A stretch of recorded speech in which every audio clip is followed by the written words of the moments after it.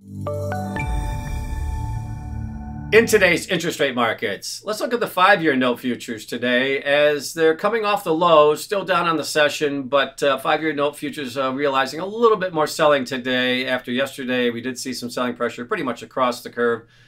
And initial reaction to the data this morning created some further selling pressure, but as we move through the afternoon, the 5-year note futures are coming back to basically unchanged, just slightly down, slightly lower on the day. Currently at 106.27, and that's in the middle of the range for the past week. And really, when you look at various durations, we have experienced less volatility in this past week and a range, really. And in the case of the 5-year, we're in the middle of that range as we close out the week. And looking at the driving factors, data this morning, one of the primary drivers, S&P PMI data, both service and manufacturing data coming in stronger than anticipated.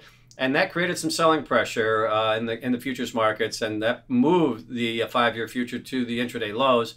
But coming off those lows as we move through the afternoon, the market's digesting that and incorporating that into some of the other data points that we had earlier in the week.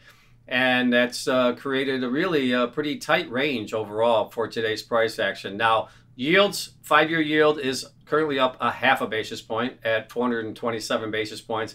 And we're seeing the yield curve just slightly higher across the board here, although it is moving closer to unchanged as we move into the closing part of the afternoon here. And really, overall, as I mentioned, when you look at the Treasury markets, volatility has receded this week and the price action.